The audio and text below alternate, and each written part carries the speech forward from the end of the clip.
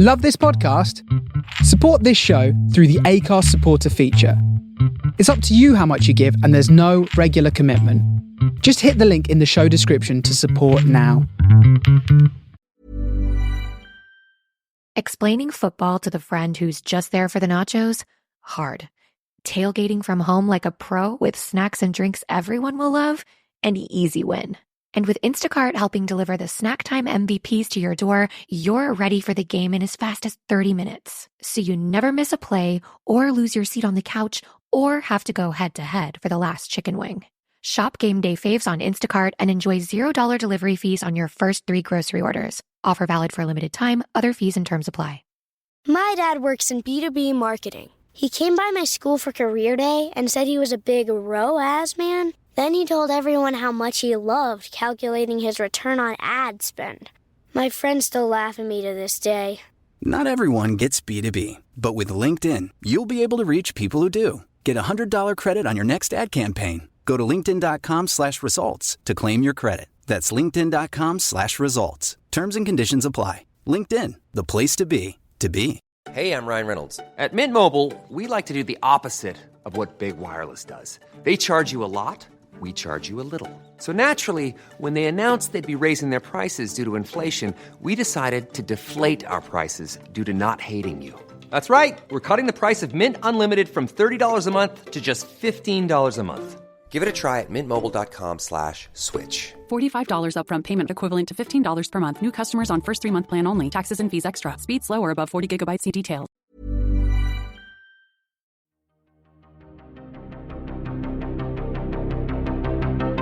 This is Writers on Film, the only podcast dedicated to books on cinema.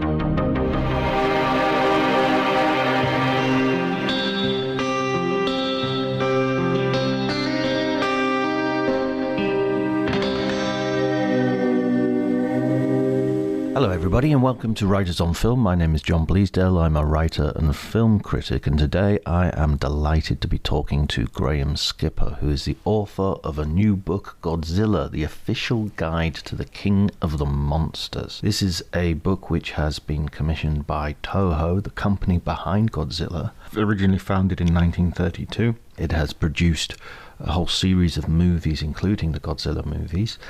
Graham is a writer, an actor, a director, a producer. He's made his own horror movies, such as Sequence Break.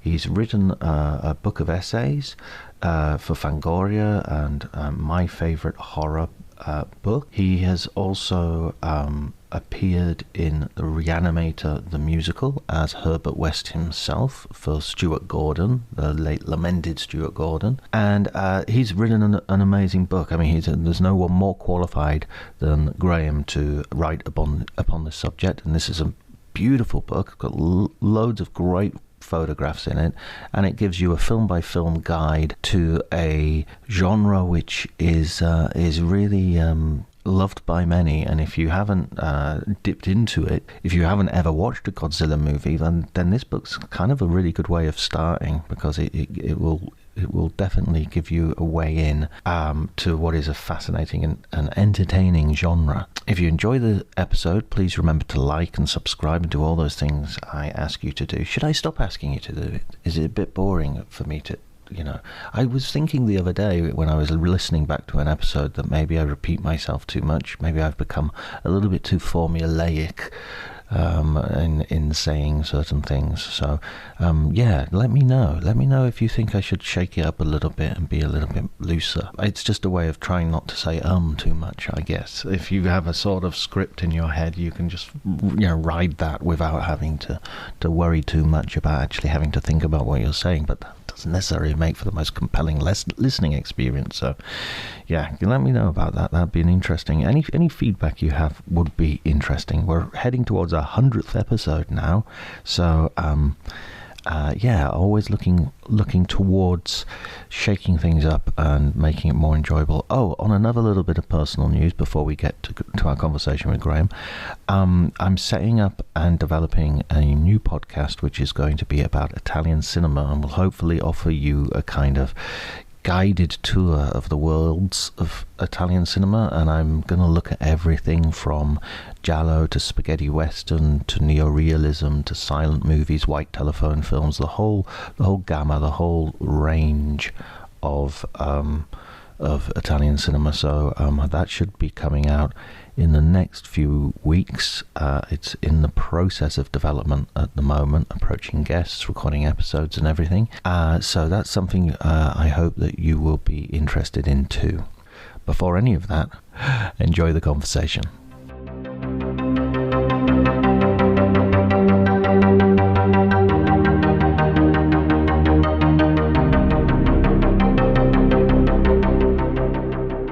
I was in Reanimator the musical. Yeah, Stuart Gordon directed it. Right. He became a very close friend, and I played Herbert West. Wow. Did it for about 4 years, and it's sort of what got me. It's not sort of. It is what got me into the horror business. It's kind of where I met everybody. It's where I met Joe Begas. Joe was the stage manager on that show, and so that's where we met. Brilliant, and congratulations on the book. I really Thanks so enjoyed much. it. Thank you. I have to admit, and yeah, again, in a way, this is sort of like a perfect thing for a perfect reader for the book. My knowledge of Godzilla is restricted to the very first movie and the sort of later American remakes and the cartoon when we were kids with Godzuki and all that kind of stuff. But your book made me really go, oh, I've got to watch some of these other films. Good. Well, that's the goal. What was your first experience of Godzilla? When I was probably 5 or 6 years old. My grandparents, they had a house out in the country, and we would go there every other weekend or so. And they had, if this was ever as popular over in Europe, it might have been these huge satellite dishes in the backyard. Back in like the early days of like satellite TV. So they had this huge satellite dish that would pick up all the channels that it could. So like it picked up HBO, even though they didn't pay for it. It picked up, all the other sort of pay channels that we didn't have. And on HBO, I remember distinctly, they had one TV, and it was a little bitty TV in their bedroom. And it was up on the wall. And I would just sit in there and watch whatever was on TV. And I saw coming up next on HBO was King Kong versus Godzilla. And I remember thinking, and this is one of my earliest memories, I remember thinking, well, I know who King Kong is, and I know who Godzilla is, and I like monsters. And so I'm probably going to like this, and so I watched it and I just loved it. And then my whole thing, back then HBO played Godzilla movies all the time. So that was whenever I go visit them, I just sit back there and just wait for Godzilla movies to come on. They'd have them like on in rotations. Yeah, exactly. Yeah.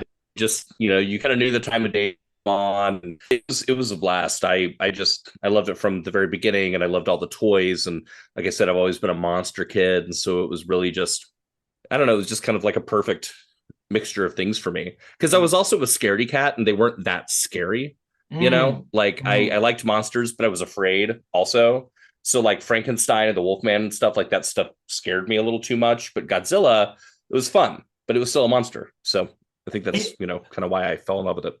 Are you still scared? Because I'm a big horror fan, but I'm absolutely terrified of horror films, and that's kind of that's my thrill, but I'm not jaded. Yeah, I mean, I wouldn't say I'm jaded. I enjoy them. I mean, there's certainly some films that scare me. I mean, Hereditary is the one that pops into my head most recently that really genuinely scared me. I get very scared by horror video games. Horror movies don't tend to scare me as much anymore, but horror video games, they really get me. Yeah, so I still get scared. I mean, that's why I love them, is because either they're going to be like a comfort blanket, or they're going to be fun, or they're going to be something that I know I'm going to enjoy, or it might be something that actually gives me a thrill, which, you're always chasing that dragon. Yeah, absolutely. And so when you're watching these Godzilla movies, you're watching presumably the sort of American versions that it was really interesting in your book, as you sort of talk about the Japanese ones first, and then in America, they put in a couple of, Raymond Burr turns up or something, and you throw in a few newscasters and then and cut out subplots and stuff. So which version are you watching on HBO? So back then it was the American version. So the Japanese version of the original Godzilla wasn't available in the US until something like 2004.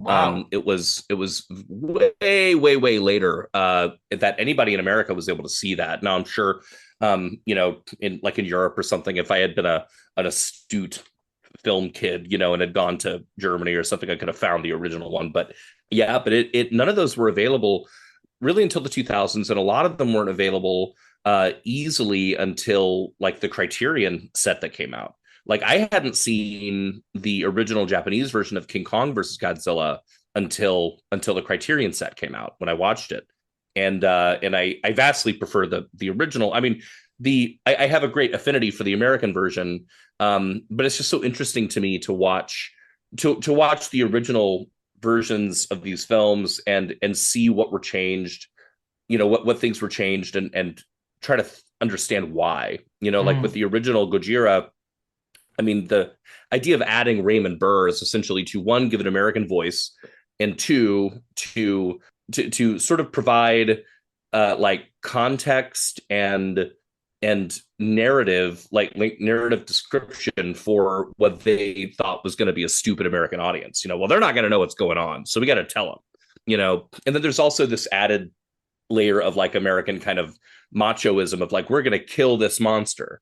In the Japanese version, it's a lot more, dour and tragic, but it's not so much about like how amazing the military is. It's about how unstoppable this force is. And they sort of recontextualize that a little bit for the Americans. For King Kong versus Godzilla, I actually find, and I want to say too that I don't mind the Raymond Burr version. They still keep a lot of the soul of it, and I actually think the craft of being able to realistically insert Raymond Burr into these scenes, and they do that a lot now. Like it was funny, I was watching the new Fast and Furious 10 trailer, and where they essentially insert Jason Momoa into scenes from part 5 that he was never actually in. I was like, oh, they're doing a Raymond Burr. Like that's what they did with Raymond Burr and Godzilla. But with King Kong versus Godzilla, the original Japanese is very funny. It's very cartoony. It's big. It's extremely satirical. They really lean into kind of the slapsticky nature of the humor. And in the American version, it takes itself a bit more seriously, which I think is kind of to its detriment. Because the American version to me it's a little hokey, and it's a little like, there's no way to really make these two monsters the way that they're designed in this movie look cool. I mean, to a 5-year-old, they're cool, but watching it now, it's like they're not cool. It's a little goofy, it takes itself too seriously. And at least in the original Japanese, you can see the original vision was one really sending up the satirical or really satirizing, the commercial entertainment business in a way that leaned very heavily into the comedy. And I just think it works better. It's interesting when you say that as well, that at the very beginning you're talking as well about the fact that this is coming out of a Japan, post-war Japan, which has been traumatized by the nuclear attacks on Nagasaki and Hiroshima, and yet at the same time they're looking at this massive destruction happening with Godzilla, and they're doing it in a satirical way, in a way which isn't necessarily taking itself too seriously, because it seems to have at its core something which is incredibly tragic, and yet it's being dealt with and played with in a way which is contains humor. Yeah, well, I mean, Godzilla, after the original film, which was just a gigantic, massive success, locally in Japan and then globally, they were obviously exploring these themes of the bomb and of their relationship with the bomb, and this kind of very Japanese sensibility of like we are partially to blame for what happened, and how do we as a nation and as a cultural identity, like how do we deal with that, and how do we accept responsibility while also mourning the deaths of all of these civilians, and so that's what Gojira is all about. But then you get into the first sequel, Godzilla Raids Again, and then certainly then with King Kong versus Godzilla, and I think what they did, which again is a very unique Japanese concept, where they then accept this creation, and then turn it into a cultural identity. They turn that into an icon that represents them. And so then Godzilla starts to shift away from being a menace to being a friend, and he doesn't really fully become like a friend until Ghidorah the three-headed monster. He's generally always kind of a menace up until then, but they become funnier, they become more kid friendly. They start to emphasize other messages of ecological sustainability and like whatever it is in each film. But yeah, I think that it's because the Japanese then said, all right, we've created this monster that now becomes our totem, our icon that we own, and it can become a good thing. And so what if we're able to turn this thing that was once bad into a protector and a friend of Japan? And that's really what they did. And in each of the eras of the films, they sort of reset and they kind of re-explore that in new contexts every time. But I just find it really, amazing. And you touched on it with what you said of how they the first film is such a stark, dire, horrific examination of the nuclear bomb and of the aftermath of that. And then they were able to then that character evolves into something that is not just a friend of humanity, but is practically a Saturday morning cartoon, is a friend of kids. Kids hug onto their Godzilla dolls and love their Godzilla toys. I mean, they even, they play with that and like Godzilla versus Megalon, like the kid has Godzilla toys, even in the universe, the kids love Godzilla.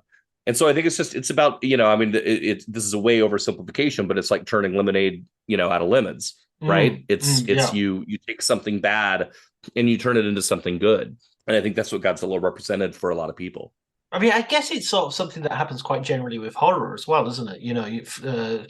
The Freddy of the first Nightmare on Elm Street film is a murderous pedophile, and you're kind of, and by the second, third one, he's a kind of more cartoonish sort of anti-hero who you're kind of watching the films for the purpose of seeing how's he going to kill the next person, Yeah.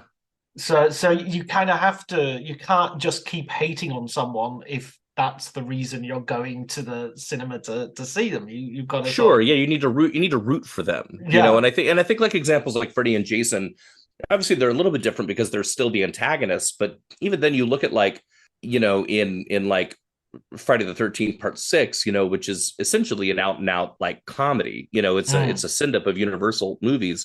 Now, is Jason like protecting the people? No, like I think that's where it differs with Godzilla, where Godzilla, there is still a bad, it would be sort of the same as if like, I don't know, if in Freddy versus Jason, if Freddy showed up and all of a sudden Jason was protecting the kids. But yes, absolutely. I mean, I think that over the course of all of these different these franchises, and especially with Godzilla, they definitely evolve in such a way to where you are you're really rooting for him, and you are excited when he shows up, not because he's going to destroy everybody, but because he's going to help you. I mean, that's like kind of the whole premise of Godzilla versus Mechagodzilla, is that Godzilla shows up and he's bad, and holy shit, and he beats up Anguirus, one of his best monster friends, and even Anguirus is like, holy shit, what's going on? Well, it's revealed that it's not really Godzilla, that's Mechagodzilla. So even baked into the substance of these later movies, Godzilla being bad becomes such a foreign concept that it's like horrific when he shows up and he's doing bad things. It just becomes a totally different film, and the people are just horrified, going, I can't believe Godzilla's bad. And you think back to the original film, it's like, wow, how far we have come. Yes. Yeah. So when you start getting these different monsters coming in, and you'll have to help me with the pronunciation because the Japanese word for them is kujuru, is that right? Kaiju. Okay, so when you get these kaiju coming in, first of all, I guess, I mean, it's a bit of a basic question, but what's your favorite of the kaiju? Oh, gosh. I mean, probably Mothra. I mean, I love Mothra.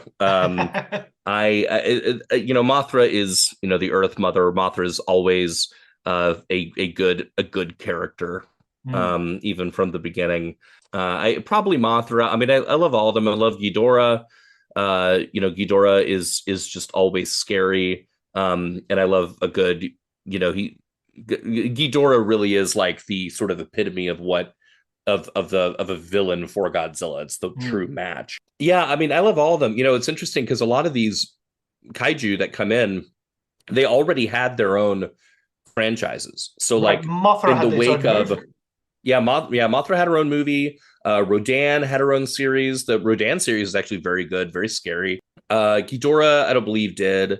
But yeah, like, it was truly kind of the first, when we think of like the Marvel Cinematic Universe and all these characters sort of coming into other movies, this was the progenitor of all of them. And it was all because Toho, one, saw the value of creating new series and then with all the ones that they owned, they were able to throw these popular characters together, which is why King Kong versus Godzilla came about, because they had the rights to King Kong, and that, I mean, that like in Godzilla Raids Again, he had fought Anguirus, who was just a creation that they made up for that movie, but became a very popular character. King Kong Godzilla, that was the first time that two really iconic characters like that from two different film franchises were put together in a movie. And it was, I mean, it was like the Avengers of that. It was the hugest movie in the world. It was gigantic, and that really laid the scene for moving forward of them realizing how much people loved that. And I mean, down to some of the monsters were created by contests. They would have contests, like a school children contest to create a new monster. That's where Jet Jaguar came about. So they had fun with it. They've learned how to have fun with it, and it became a hallmark of why that series has now lasted for going on 70 years. I was about to say that as my next question, really, was in terms of how it relates to the sort of the idea of a cinematic universe with the Avengers and Marvel and what have you. But you've already asked and answered, as the lawyers would say. Yeah. So, I mean, as you go, the way you organize the book is you're giving a very good chronology, and you're dividing it into phases in terms of the sort of Japanese imperial sort of history as it goes. But it's really interesting as you see creators moving in and moving out, and how the tone changes. And I found it interesting how it gets more serious as you get into the 80s and 90s. Why do you think that was? Good question. I think that, well, one, a hallmark that you see of every time that an era resets, when they take a break and then come back, they all tend to want to come back with, okay, Godzilla's scary again.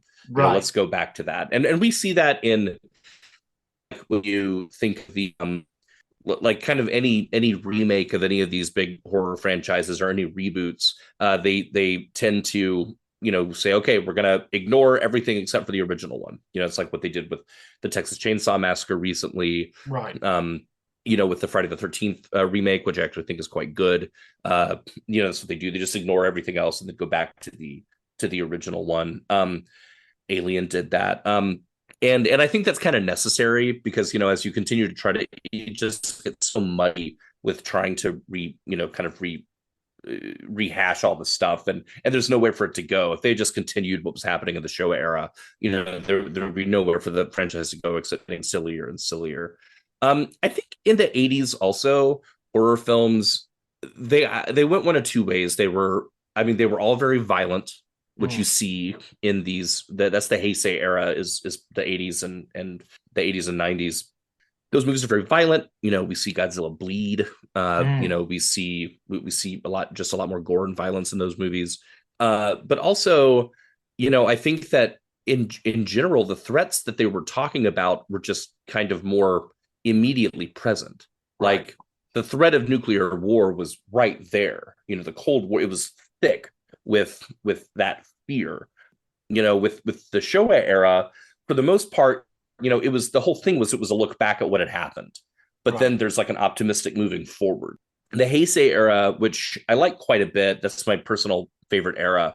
They I think do a good job of trying to kind of react to the intensity of what was going on globally at the time. The Millennium era, then, that whole era for me is just kind of characterized by bigger, fancier, more technology. They have to mixed degrees, more computer generated technology. It's the Millennium era is kind of like bigger is better. And once again, they start off very dark and serious. And even though each movie is of a more serious nature, I mean, by the time you get to Godzilla Final Wars, which is one of my favorites in the whole franchise, it's just absolutely mad. It's just totally insane.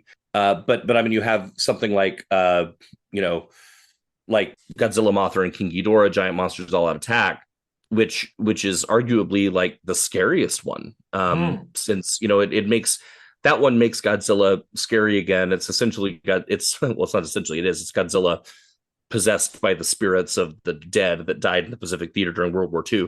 And so, you have Godzilla with these wide eyes and this big scary snarl. And it becomes it's just a generally more adult, more frightening depiction. So I don't know if that's just due to the franchise getting older, and so they wanted to grow older with it. I think a lot of it has to do with the creative teams changing. Where kind of like we see today, it's like when we watch a superhero movie from the 80s, they tend to be funnier, lighter, all that stuff. And then now, because the kids that were watching those have grown up, now we have some of these more serious and intense superhero movies. So I think that was also partially what was happening was, the kids that grew up in Star Wars, another example, right? The new movies are so serious. And so I think that that's also kind of like what happened was these creative teams, just as they were getting older and as they took control of this franchise that they loved, they wanted to make it into the thing that they imagined when they were playing with their toys and saying let's make the really cool Godzilla now. And it all works. That's what I love about the franchise is they all have their different flavors. And when people ask me, what movie should I start with? I often don't say start with the original. The originals are pretty intense. It's kind of like, saying start with Citizen Kane if you want to watch a like a movie. It's like with my niece. My niece is she just turned 10 and she's into kind of this stuff. Like she loves Wednesday on Netflix and like A Nightmare Before Christmas. And so I said, let's watch a Godzilla movie. I certainly wasn't going to make her watch the original one, but I did show her Godzilla versus Mothra from the 90s. And she loved it, so it's like you really can. There's so many different flavors here, and you can really pick and choose what to watch based on what people's certain proclivities are. And I think that's one of the strengths of the franchise. One of those proclivities, or one of those flavors, actually, would be a better way of putting it, is that of a like a science fiction genre, because monster movies in themselves, and you can please correct me if I'm wrong, because you're the expert here, feel to me like they're like a separate quite a defined subgenre of science fiction. And the science fiction elements that come in later, like aliens, like other planets and things like that, it's a really big, it's a shift, it feels so it reveals how the original Godzilla, you have this one science fiction element, which is this big monster, but it's also kind of almost like a fantasy element or an adventure element. I mean, would you define King Kong as science fiction? I mean, I wouldn't. I would Right. define King Kong as an adventure movie. It's in the same vein as like Indiana Jones or something Right. like that for me. And I mean, I think there are certainly science fiction elements in the original Gojira. It's, I mean, you have the oxygen destroyer, you have kind of the mad scientist who is creating this thing, and yes, you have you have Godzilla, but even then, I don't, I think it's just kind of its own thing. It's like a monster movie. But yeah, I mean, by the time we get to Ghidorah, the three-headed monster, and definitely by Invasion of Astro Monster, I mean, they lean heavily into science fiction. But what I kind of love about at least with the Godzilla franchise is, for the most part, the science fiction elements, they don't focus on them in a way of like trying to really, make them realistic or like explain things, like you might see in like a Star Trek movie, right? Where they're kind of talking about, how the deflector dish is going to do XYZ. It's more like, and there's a black hole with aliens around it, and we have a rocket and we're on the moon, and it's just like, I think is a way for them to expand that universe out and just have more reasons for more monsters of like different crazy styles to come in and play in their sandbox. But I love it. I mean, I love how wild they get and how kind of, just totally goofy, how just totally goofy a lot of that stuff gets. I mean, the costumes alone in Invasion of Astro Monster are like so bonkers. I still want to someday do a Halloween costume from that. Plenty of ideas. I mean, do you think that has something to do as well with, I mean, you mentioned earlier about the sort of Japanese, concerns and lens, or the certain cultural norms that Japan has, which makes these films interesting from our perspective as well.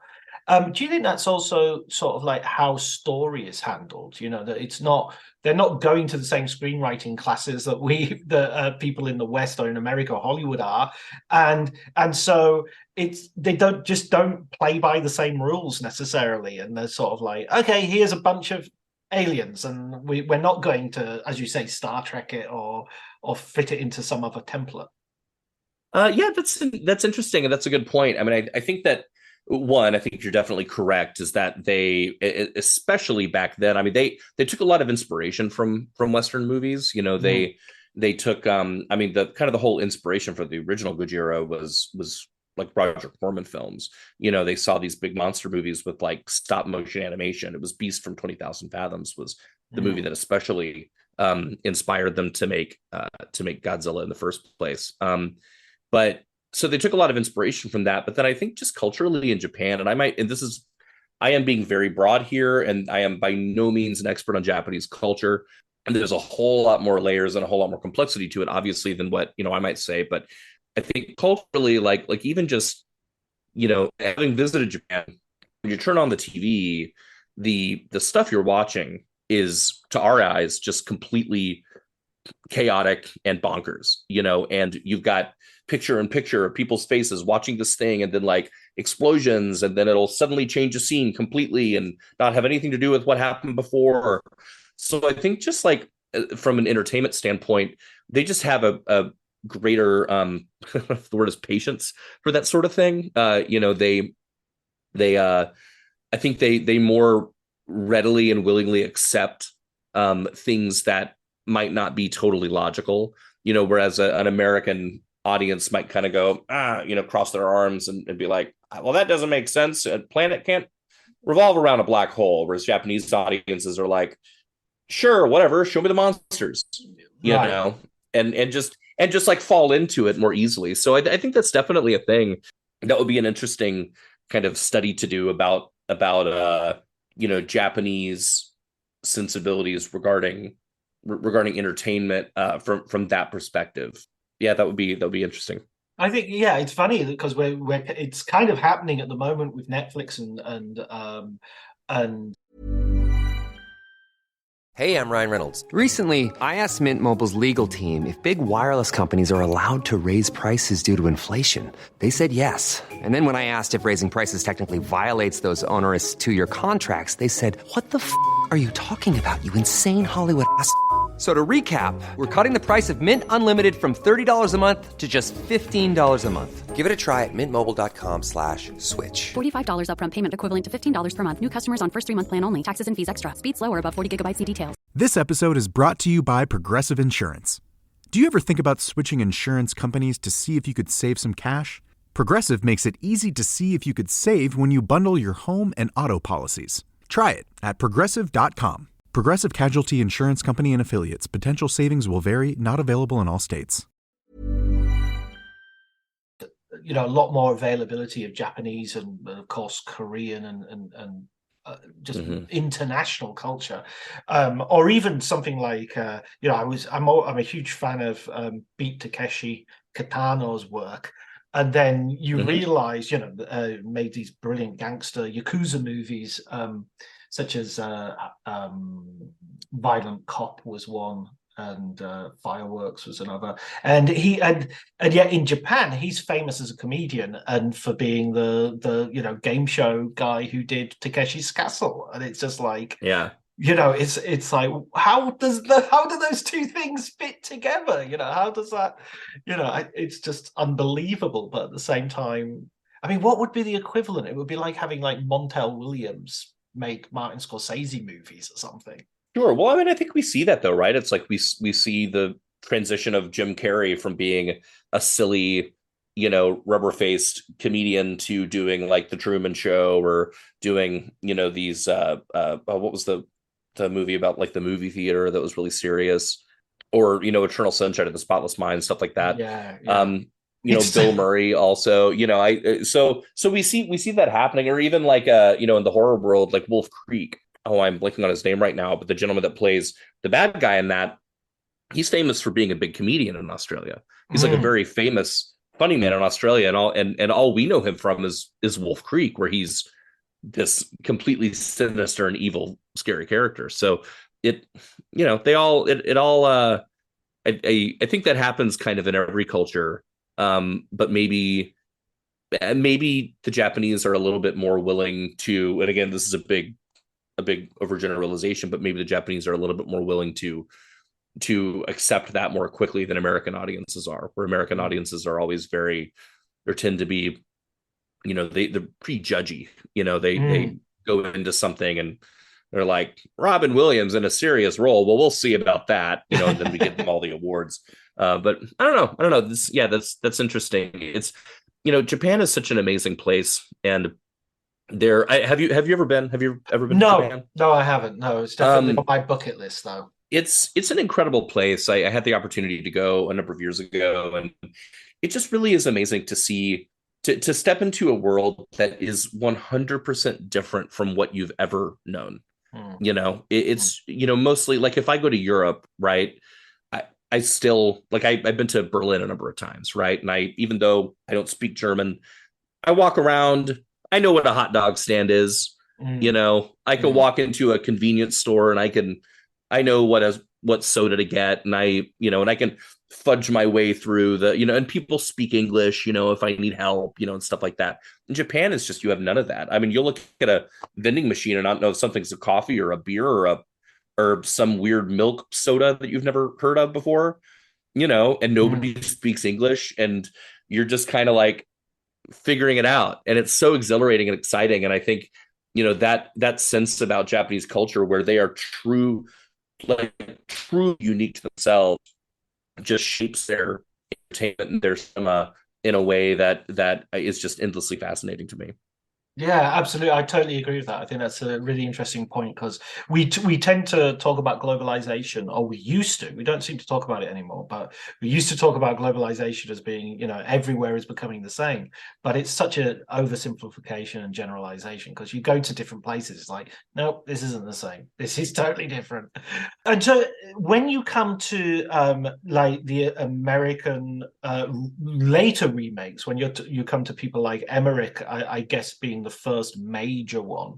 I remember the trailer for Emmerich's Godzilla, the very, very first like teaser trailer, and it was like a massive foot crashing down on a T-Rex skeleton in the museum. And it was really sort of, oh, you saw Jurassic Park? This is the king of monsters. What was your reaction to that take? Well, I mean, that came out in 98, so I would have been 15 when that came out, right? Yeah, 15. I loved it when it came out. I flipped out over that movie. I had the soundtrack. I know I saw it multiple times at the theaters. As an adult looking back on it, and as a Godzilla fan, Is it a good Godzilla movie? No. Is it a fun, like if Roland Emmerich had just made his own giant monster movie and not called it Godzilla, I think that people would be a lot kinder to that movie. I mean, it's silly, it's dumb, there's not much substance to it. And the I mean, dumb is just sort of the operative word of that movie. But it's to me, it's certainly entertaining. The thing about that movie was the American studios had for a long time been really wanting to make a Godzilla movie, and there have been a few like stops and starts throughout the years, but finally, when Emmerich was given the green light to make it, I mean, he admits he was not a fan of the original franchise. He didn't get it. He didn't like the more serious ones, and he just sort of threw everything out the window except for the title Godzilla and the idea that it was a big lizard. And he just and he admits in interviews, he was like, yeah, we just threw everything out and just made our own thing, which is understandably upsetting to Godzilla fans, but I think that also is a very kind of unique American sensibility of like, I don't care what they did, I'm just gonna do my own thing. It's gonna be bigger and splashier, and we're gonna put Matthew Broderick in it and whatever. I do think that the legendary ones that are now out, I actually like those quite a bit. I think that they are doing a good job. I really love Mike Dougherty's Godzilla King of the Monsters. I don't understand why that one seems to get the most hate out of this new batch of films, because I really like it quite a lot. I think that it is kind of the best example of what we're able to do with modern technology, of showing these monsters kind of the way we all imagined them as kids.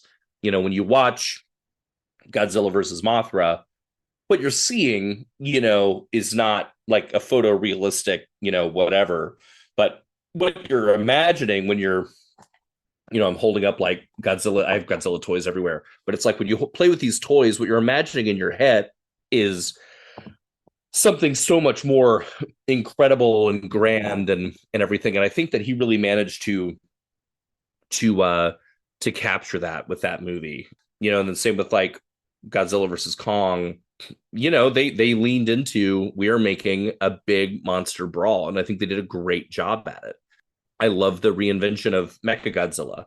What a great villain to bring back, and what a great, kind of way to reimagine it for a modern audience and to make it actually like scary. Yeah, I mean, I like what they're doing, and there are some purists that really don't like them, and that's fine. But I think that for me, as long as it's like different, then I'm happy. It's like I'm glad, like with Shin Godzilla, Shin Godzilla, it comes out and it is so completely 180 from like what they were doing at the end of the Millennium Era, which I also love. But I'm glad that they came back and they said, no, we're gonna do this a completely different way, and still use the icon and the iconography of Godzilla to tell a story that is about culture and about the planet. But we're gonna do it differently than you've seen it before. That's what I really appreciate when a filmmaker does that. I muted myself and forgot to unmute myself. if only that would happen more often. Shout the whole audience. What you were saying about Godzilla versus Kong, and I think this also goes for John Wick to some degree, is those films are, to me, actually proof that some film directors and some creatives in Hollywood have soaked up the Japanese model for doing things, or in the case of John Wick, the Hong Kong model for doing things, of action cinema is just purely about the fights. So we're going to cut out the shit and just have a 90-minute fight. And that's basically John Wick, although apparently the new one's like 3.5 hours long or something. And the same thing with Kong. If you're sitting there waiting for the characters to somehow have some impact in the story, then you're going to be disappointed. You have to watch it thinking, no, I just want to see these two monsters fight for as long as possible. Yeah, I mean, and again, this is a very sort of American take on the Godzilla franchise. Americans tend to look at the original Godzilla films and go, Well, it's just a reason to get two monsters to fight, and the human stories like don't really matter. Which couldn't be further from the truth in the Japanese films. Right. Japanese films have quite a lot of human story, and they're often really engaging and really interesting. And and a lot of that was from the guidance of Ishiro Honda, as he was really helping guide the franchise in the early years. That these were human stories where the monsters were elements impacting them. The Americans, have since, sort of taken that and said, well, no, human stories don't matter, and make it and make it all about the fighting. I actually think that Gareth Edwards and Murray, I actually, I have heard people complain that there's too much human business in those movies and not enough fighting, and that's why they don't like them.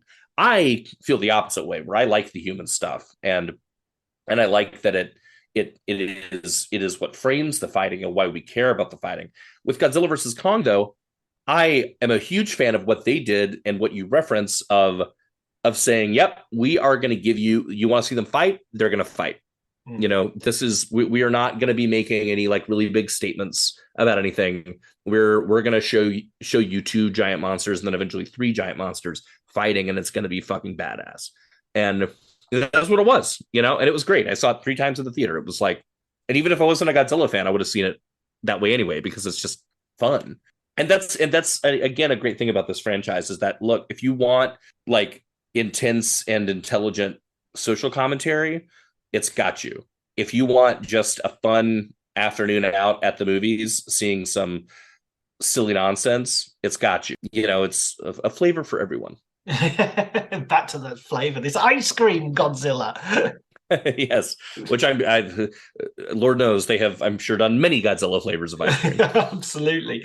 What about the other sort of legacy of Godzilla outside of the actual Godzilla movies? In terms of, I was thinking of things like Guillermo del Toro doing Pacific Rim, which just feels like a Godzilla movie, but it's the other monsters that Godzilla will fight at some further stage. What do you think of that sort of how it spilled out in that way? Yeah, I think that it set the stage for this idea, at least in the West, because it was more. I think it was more of like a in Japan. There are some stories of like these giant monsters, and they have more of a kind of a non. I don't know what you might call it, like a more fantastical kind of mythological history than maybe we do. But yeah, I think that it totally opened up the West's eyes to this idea of like, oh, giant monsters are fun.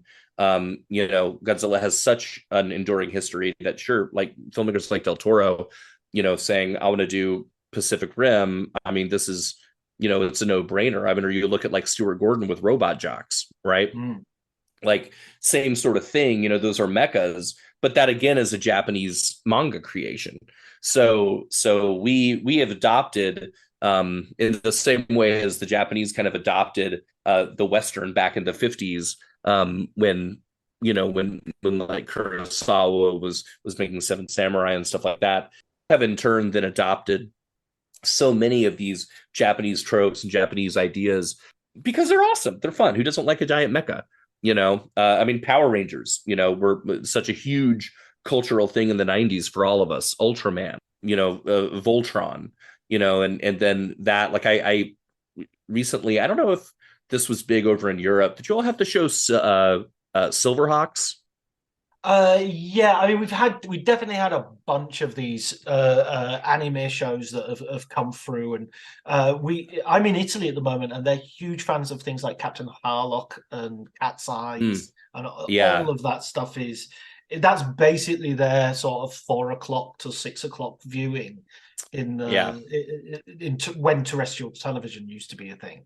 Yeah. It was the same. Like I obviously Saturday cartoons. But like when I think of Silverhawks, which was this kind of it was essentially like Thundercats, which has sort of become a lot more famous in the intervening years, but it was the same kind of basic thing. But they had this, it was all about transforming the vehicles to make a bigger vehicle and joining together, which is very kind of Voltron-y, Power Ranger-y idea.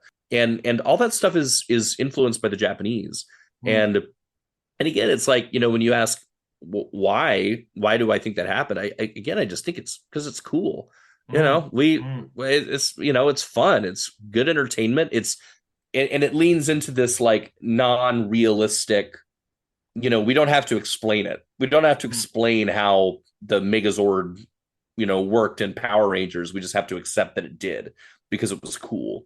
And I kind of went off on a tangent there, but yeah, I think that I love that we continue in the West to absorb this Japanese entertainment. I love that anime is bigger than it seems it ever was. I teach sometimes at a middle school here in Texas, and the kids are all about the different anime shows. Right. They know so much more than that, or like Pokemon is back, and it just goes to show like these are really enduring symbols, and every single one of those kids, even if they haven't seen a movie, they know who Godzilla is. And I think that's the thing that is ubiquitous. It's the same as like every kid knows who Frankenstein is, every kid knows who Dracula is, every kid knows who Mickey Mouse is. Kids know who Freddy Krueger is. These complete like cultural symbols that cross cultural boundaries. And Godzilla's right there at the top of that list. You can't go anywhere in the world without showing like that silhouette of Godzilla. And like if you were in Helsinki, I'm sure they go, "That's Godzilla." If you were in Thailand, I'm sure they go, "That's Godzilla." And that's pretty cool. I mean, that's a pretty intense cultural impact. Absolutely. I mean, yeah, maybe I'll go on a tangent a little bit here as well, but looking at the modern franchises coming out of Hollywood, I'm talking about the big action movies that are non-Marvel. You've got Transformers, which feels is utterly dependent on and feeding into that cultural influence. And even something like Fast and Furious, I think they're sort of like utterly joyfully unrealistic nonsense. Let's just fly across. Cars can just. It's basically a script written by 11-year-old me with my cars. Yes. And now this car can fly off the banister of the stairs and go to the moon or whatever. That all feels to me very much in that similar sort of vein of high, even if it not necessarily consciously, but of like over the top escapism. Oh yeah, I mean I think that's all of the same general piece. It's and I love it. It's like I love the Fast and Furious reference there. It's like you don't need things to be realistic to enjoy them. You don't. I mean, some people do, and for some people, like those movies just don't do it for them because that's not what they're looking for out of a movie. And fine, that's totally fine. But yeah, for me, when a movie just really decides to go for it and doesn't care about any of these sort of normal like tropes that you would, not tropes isn't the right word, but any of the kind of normal, more serious, more realistic avenues, I love it. I don't always need a kitchen sink drama. I don't I love Jason Takes Manhattan just as much as I love Hereditary. They're two different, just totally different experiences, and I love them for different reasons. Would I ever turn on Hereditary at like 3 p.m. on a Sunday? No, probably not. Would I turn on Jason Takes Manhattan? Yeah, any day of the week. Anytime. Anytime. Yeah, absolutely. Well, I think works of art sort of just posit their own universe, don't they? And so it's kind of the ones that go in the middle, which sometimes are the ones that perhaps take the flack from both sides. I always think Christopher Nolan's Batman gets weird criticisms. It's just like, I remember when Dark Knight Rises came out, by which time he'd established himself as, okay, this is a universe, this is a world.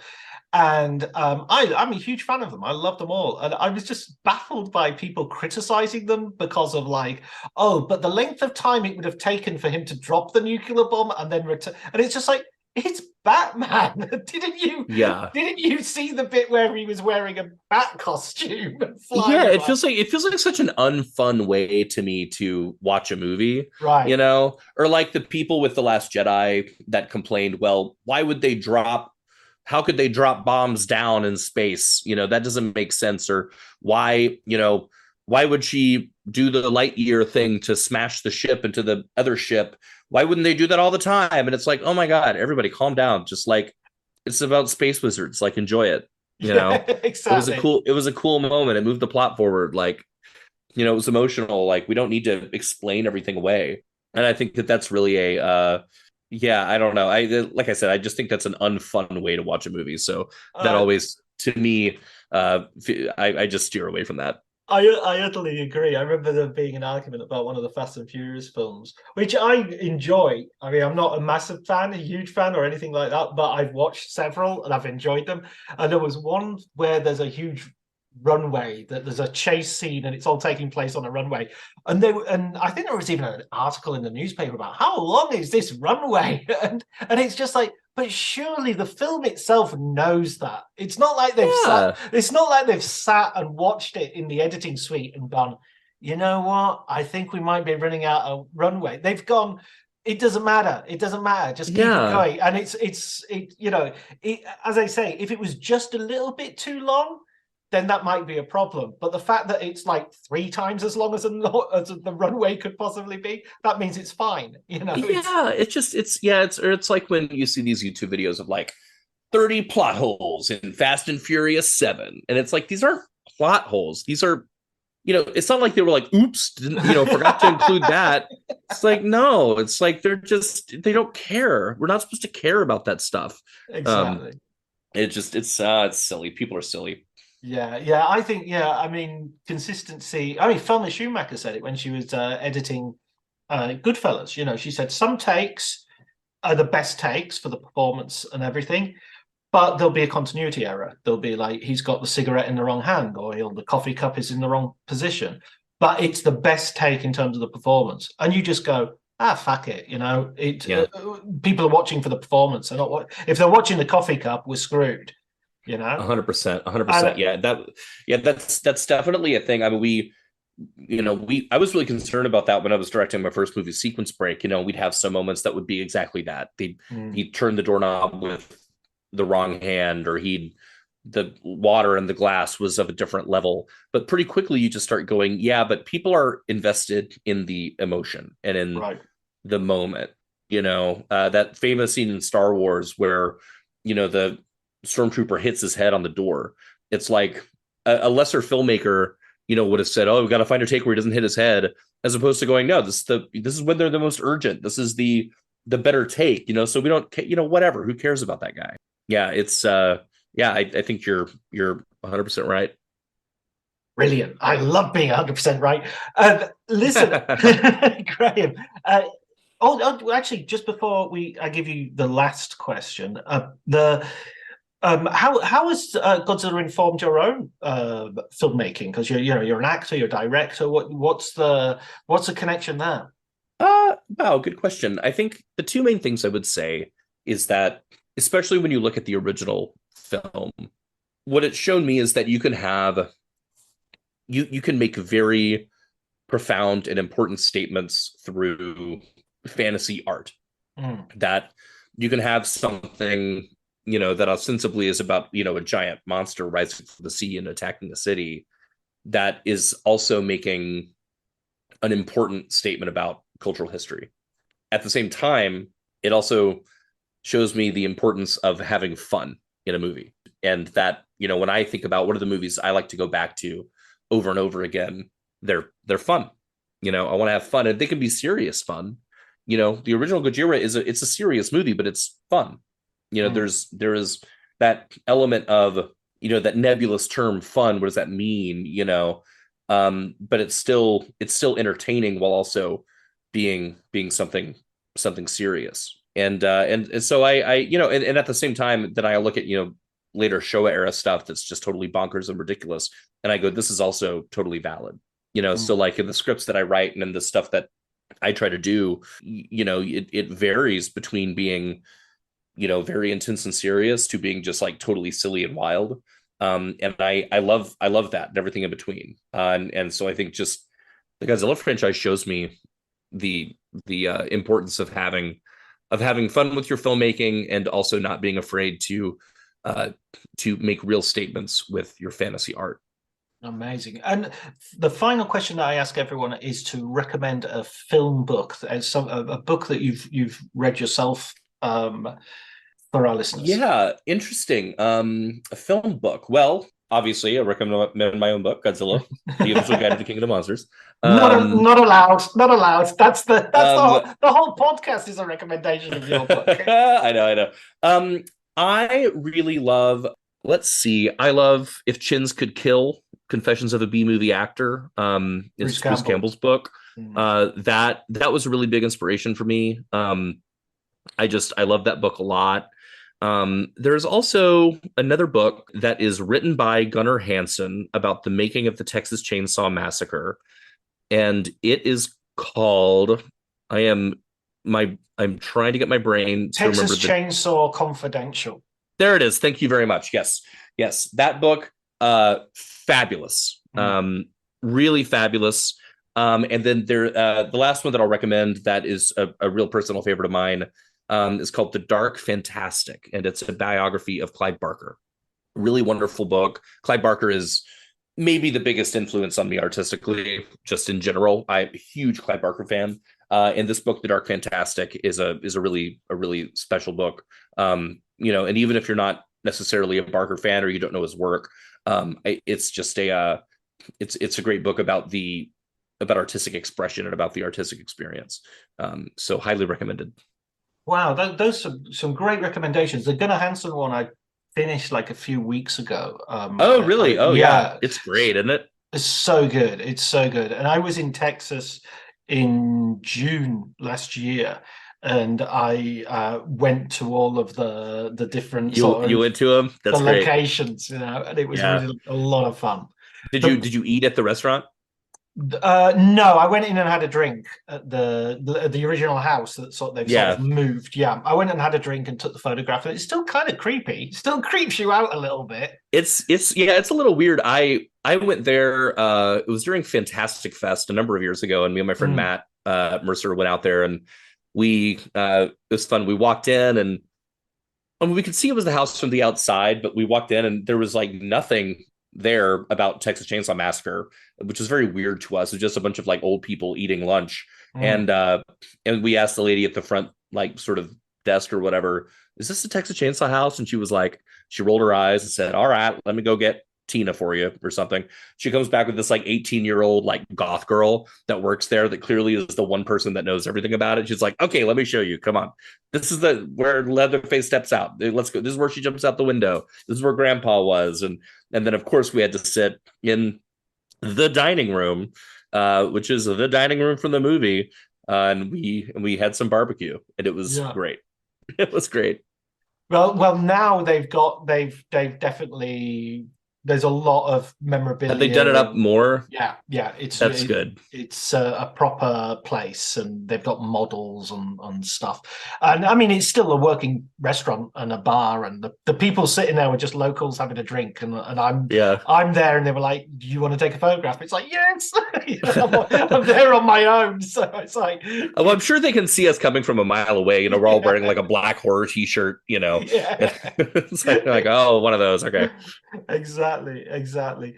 And Clive Barker, of course, I went to Liverpool, was my college town, so I know Clive Barker from his interesting career, because there was that period where he did that film, what was it then, Nightcrawlers, was it? Nightbreed. Yeah. And it seemed like I had the feeling when I watched that here we go, he's going to go off into the stratosphere, and it didn't quite do that. And yet he wrote amazing books. Yeah, I think that he got burnt out. I mean, and you read about it in the book, but I think he got burnt out by Nightbreed. I think that the experience of dealing with the studio on that was not a fun one for him. But I mean, his books are just phenomenal. I finally read Imagica, which is his like sort of biggest. It's definitely his biggest book. It's like his magnus opus. Yeah, and he and I just absolutely loved it. I finally, it was one summer, and I said, okay, I'm finally going to read this. I'm going to read this book, because it's like this thick. It's gigantic, over 1,000 pages, and very rewarding. Very much well worth it. Yeah. Excellent. Well, listen, Graham, thanks so much for talking to me, and congratulations on the book. It's an absolute Godzilla of a book, and beautiful to look at. So loads of great photographs and pictures. Thank you. Thanks so much. Yeah, I'm really so lucky to get approached by Toho to do it. And working with them was just fabulous, and couldn't have asked really for a better dream job. I'm very, very, very thankful.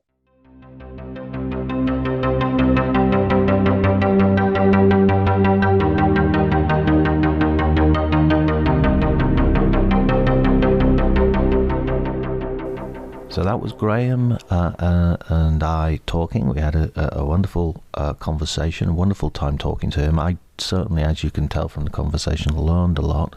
It certainly broadened my attitude towards the films. I'm going to definitely root out some of those titles that Graham suggested and give them a watch. And having read the book, of course, armed with the knowledge behind the monster, the man in the suit, etc. All that's left for me to do is to thank Elliot Atkins for the music. And also, next week we will have a new guest.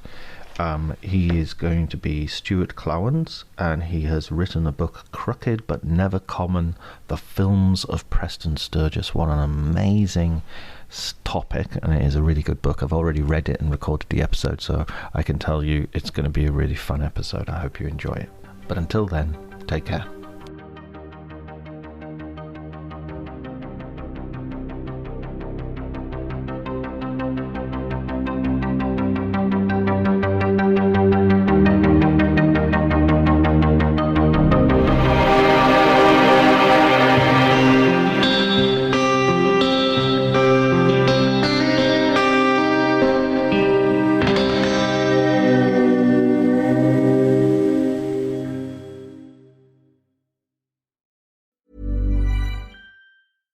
If there's one thing that my family and friends know me for, it's being an amazing gift giver. I owe it all to Celebrations Passport from 1-800-Flowers.com, my one-stop shopping site that has amazing gifts for every occasion. With Celebrations Passport, I get free shipping on thousands of amazing gifts. And the more gifts I give, the more perks and rewards I earn. To learn more and take your gift giving to the next level, visit 1-800-Flowers.com/ACAST. That's 1-800-Flowers.com/ACAST. Hey, it's Mark Maron from WTF, here to let you know that this podcast is brought to you by Progressive Insurance. And I'm sure the reason you're listening to this podcast right now is because you chose it. Well, choose Progressive's Name Your Price tool, and you could find insurance options that fit your budget, so you can pick the best one for your situation. Who doesn't like choice? Try it at Progressive.com. And now, some legal info. Progressive Casualty Insurance Company and Affiliates. Price and coverage match limited by state law. Not available in all states. My dad works in B2B marketing. He came by my school for career day and said he was a big ROAS man. Then he told everyone how much he loved calculating his return on ad spend. My friends still laugh at me to this day. Not everyone gets B2B, but with LinkedIn, you'll be able to reach people who do. Get a $100 credit on your next ad campaign. Go to linkedin.com/results to claim your credit. That's linkedin.com/results. Terms and conditions apply. LinkedIn, the place to be, to be.